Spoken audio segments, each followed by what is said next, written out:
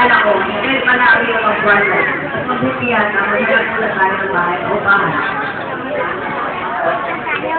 Paupahan.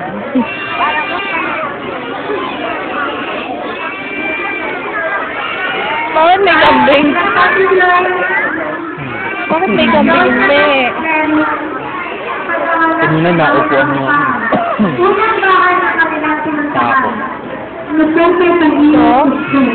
Wala. Durog. Wala yan. Atensyon na po, puro-puro na po ang ilang turista. At nagpatuloy na Joseph at Mary sa paglalangat sa matutuluyan. Pagkatapos ng ilang minuto, Amen pala sila. pinagkita na nga si Joseph na bakit ang upahan. Katulad ng unang bahay na kanilang pinuntahan, puro-puro pa rin ang mga kwarta sa bakit ang upahan. Hindi naman lang natagasa sila Joseph at Mary.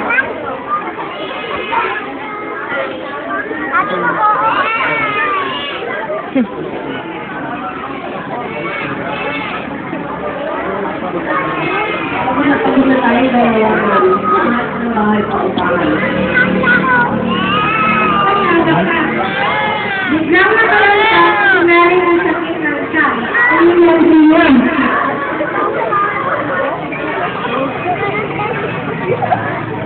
Nataranta si Joseph.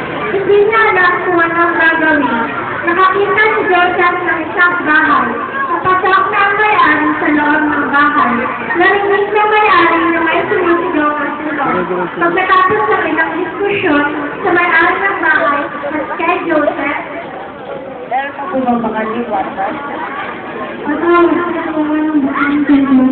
pinilip si Joseph ang may-ari. Kahit ano na po, basta po mga pagpera kami. Kasi na po kasama. Pero tayong magsaban na nakabahan ko.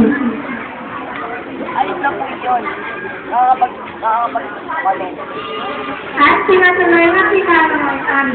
Nang makarating na sila sa kapsaban, pasensya sila niya. Kambing. Dapat sinabi mo. Mary, ano ba Sabi mo tumuunan sa'yo. Kaya nga si William yung nilagay. pagkatapos ng ilang minuto, biglang nakita ang tiyan ni Mary at pumatok na ang kanyang kanabigay. Sa tarantahan si Joseph. Katulad Ito, ng tumingin. ginaya ni Joseph ang kanilang ginagawa. Pagkatapos ng ilang minuto, patagumpay sa Elizabeth si Mary ang malusog na bata.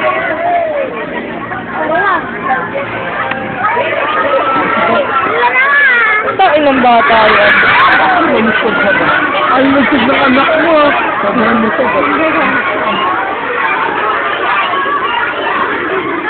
Nang ay pangarap na ni Mary ang bata, natigay ang nangyari sa Diyos.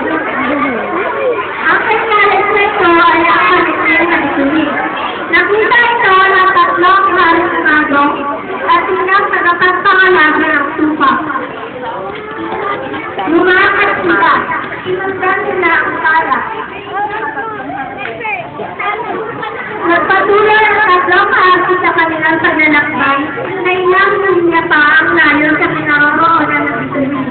At pagkatapos ng mahabang paglalakbay ng dalawang grupo, dumating na sila sa kanilang pupuntahan at nalaman nila na kaya merong sinyales na kanilang nakita ay dahil pinanganak na ang tagapagligtas.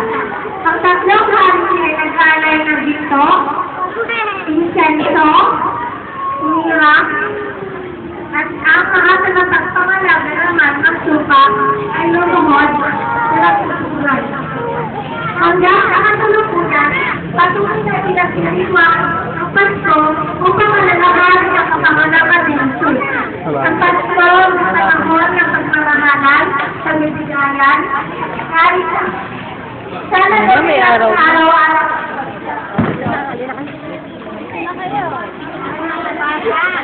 Matras na kayo doon natin. Sasayaw na lahat. Dati hindi mo. Ano yun? Tawag ka. Yan po.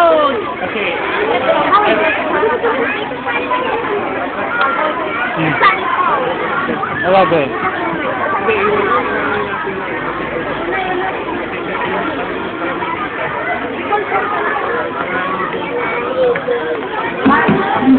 Hindi na sasali.